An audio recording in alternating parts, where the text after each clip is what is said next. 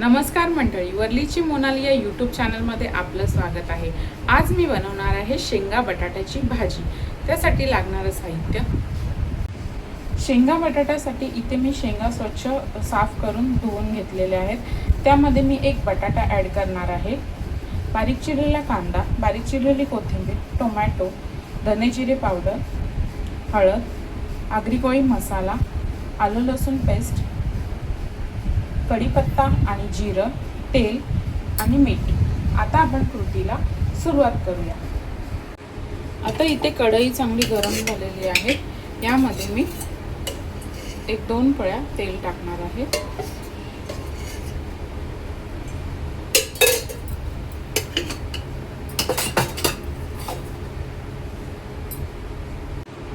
तेल चांगलं गरम झालेलं आहे। यामध्ये मी जिरं आणि कढीपत्ता टाकणार आहे।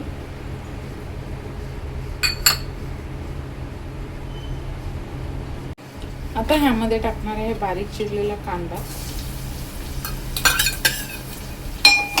कांदा तेलावर चांगला परतून घ्यायचा आहे। चवीनुसार मीठ,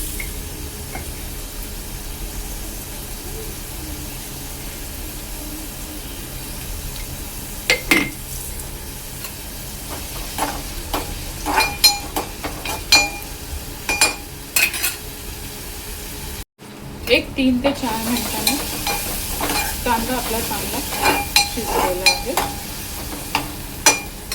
तर ह्यामध्ये आलं लसूण पेस्ट टाकायची आहे आणि टोमॅटो प्युरी। आता हे चांगलं 5 मिनिटं परतून घ्यायचं आहे। एक 4 ते 5 मिनिटांनंतर आणि टोमॅटो चांगला शिजलेला आहे।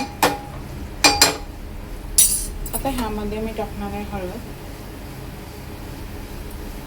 आगरी कोळी मसाला, चांगलं मिक्स करून घ्यायचं आहे। आता हे मसाले आपल्याला तेलावर चांगले परतून घ्यायचे आहेत।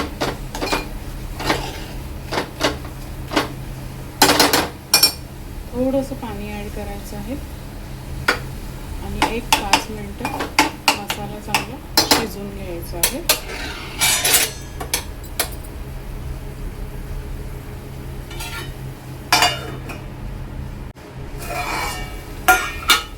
एक 5 मिनिटांनी आपल्या मसाल्याला चांगलं तेल सुटलेलं आहे।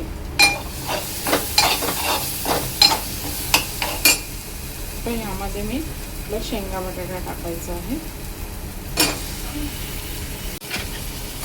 तर आपल्याला भाजी आहे ना व्यवस्थितरित्या मिक्स करून घ्यायची आहे।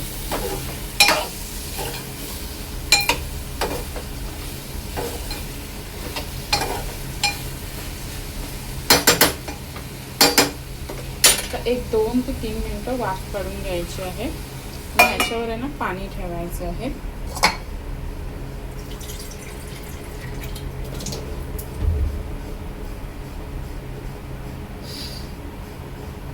5 मिनिटांनंतर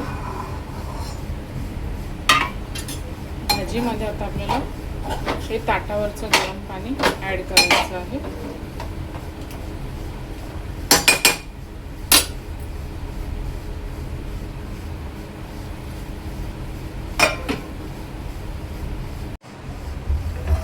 एक 5 मिनिटांनंतर आपल्या शेंगा थोड्याशा शिजत आलेल्या आहेत। आणखी 10 मिनिटं भाजी व्यवस्थितरित्या शिजवून घ्यायची आहे। मी थोडंसं पाणी ॲड करणार आहे गरम ताटावरचं आणि पुन्हा 10 मिनिटं चांगलं शिजवून घेणार आहे। एक 5 ते 7 मिनिटांनंतर आपली भाजी मस्त शिजली आहे। बटाटा पण शिजला आहे, शेंग पण शिजली आहे। अशा प्रकारे शेंगा बटाट्याची थपथपीत अशी भाजी तयार झालेली आहे। वरून थोडीशी कोथिंबीर टाकायची आहे.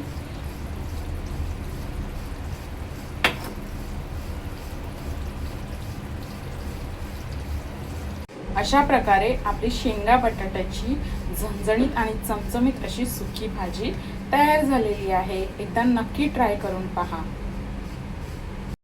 अशा प्रकारे तयार आहे शेंगाची चमचमीत आणि झणझणीत अशी सुकी भाजी. व्हिडिओ आवडल्यास लाईक करा, शेअर करा, सबस्क्राईब करा. धन्यवाद.